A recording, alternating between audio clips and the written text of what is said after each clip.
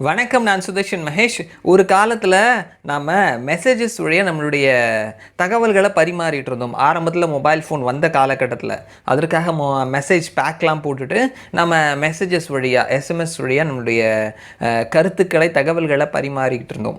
So அதற்கு மாற்றாக வந்துட்டு இப்போ நிறைய அப்ளிகேஷன்ஸ் வந்துருச்சு. அதே மாதிரி தான் வந்துட்டு ஒரு கம்பெனிக்கு வந்துட்டு நம்மளுடைய ரெஸ்யூம் அனுப்புறதுலேருந்து பல விஷயங்களை இமெயில் வழியாக செஞ்சுட்டு இருந்தோம். இந்த அஃபிஷியலாக செஞ்சுட்டு இருந்ததற்கு இமெயிலும் நார்மலான மெசேஜஸ்க்கு எஸ்எம்எஸும் பயன்படுத்திட்டு இருந்தோம். இந்த இரண்டையும் இணைக்கக்கூடிய ஒரு வேலையை வாட்ஸ்அப் செஞ்சுட்டு இருக்குது. ஸோ வாட்ஸ்அப் மாதிரி பல விஷயங்களை உள்ளடக்கிய பல அப்ளிகேஷன்ஸ் இருந்தாலும் பலராலையும் இந்தியா மாதிரியான ஒரு நாட்டில் பயன்படுத்தக்கூடிய அப்ளிகேஷனாக வாட்ஸ்அப் இருக்குது.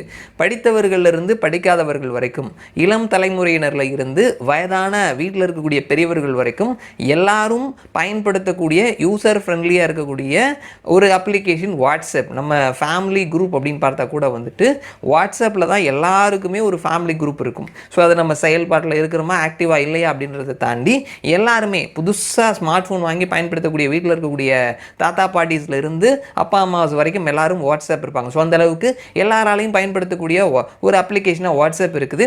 வாட்ஸ்அப்புக்கு போட்டியாக அதற்கு இணையாக அதை விட பல சலுகைகளையும் பல வசதிகளையும் கொண்ட அப்ளிகேஷன்ஸ் நிறைய வந்திருந்தாலும் அது மார்க்கெட்டில் நிலைத்து நிற்க முடியாமல் வாட்ஸ்அப்புக்கு கிடைத்த வரவேற்பு அந்த மாதிரியான அப்ளிகேஷன்ஸ்க்கு கிடைக்காமலும் போயிருக்குது. ஸோ அப்படி ஒரு சிறப்பான இடத்தை வாட்ஸ்அப் பிடித்திருக்குது. ஆரம்பத்தில் வாட்ஸ்அப்பை வேறொரு சின்ன கம்பெனி வச்சுருந்தாங்க. இப்போது அதை ஃபேஸ்புக்கினுடைய மெட்டா நிறுவனம் நடத்திட்டு இருக்கிறாங்க அப்படின்றது குறிப்பிடத்தக்கது. ஸோ இந்த வாட்ஸ்அப்புக்கு போட்டியாக புதுசாக ஒரு அப்ளிகேஷன் களத்தில் இறங்கி இருக்கிறது.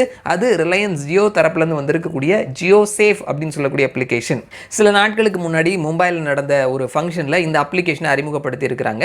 ஸோ இந்த அப்ளிகேஷனில் என்னென்ன பாசிட்டிவான விஷயங்கள் இருக்குது, என்ன மைனஸ்லாம் இருக்குது அப்படின்றத பற்றி தான் நம்ம பேச போகிறோம். ஸோ இந்த அப்ளிகேஷன் இது 5 அடுக்கு பாதுகாப்பை உள்ளடக்கியது.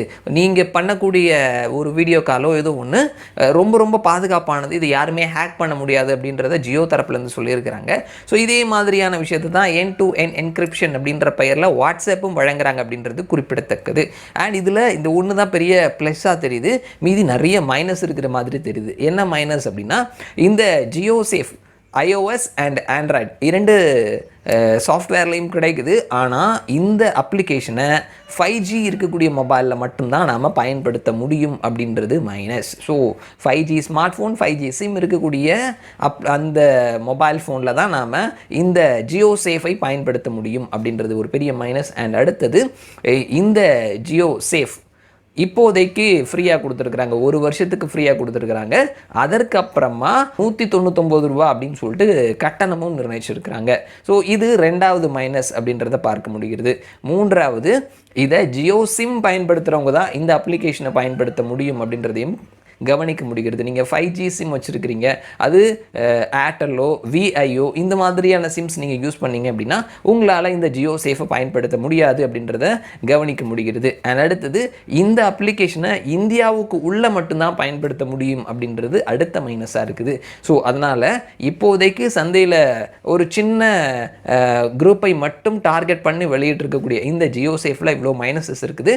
ஸோ இது எல்லாத்தையுமே சரி பண்ணி எல்லா தரப்பு மக்களும் பயன்படுத்துகிற மாதிரி, எல்லா தரப்பு சிம் வச்சிருக்கிறவங்களும் பயன்படுத்துகிற மாதிரி, இந்தியாவை தாண்டி வெளியிலையும் பயன்படுத்துகிற மாதிரி இது கட்டணம் இல்லாத இலவசமான ஒரு அப்ளிகேஷனாக வந்தது அப்படின்னா இது வாட்ஸ்அப்புக்கு போட்டியாக இருக்குமா அப்படின்னு சொல்லி நம்ம யோசிக்கலாம். ஸோ இந்த மாதிரியான விஷயங்கள் இல்லாத பொழுது இது வாட்ஸ்அப்புக்கு போட்டியாக வர்றதுக்கான வாய்ப்புகள் இப்போதைக்கு கண்ணு கெட்ட தூரம் வரைக்கும் இல்லை அப்படின்னு தான் சொல்லணும். ஸோ இதுதான் லேட்டஸ்ட்டாக ஜியோ தரப்புலேருந்து வந்திருக்கக்கூடிய ஜியோ சேஃப் அப்ளிகேஷன் பற்றின அப்டேட்ஸ். மறுபடியும் நான் உங்களை இன்னொரு வீடியோவில் சந்திக்கிறேன். அது வரைக்கும் நன்றி.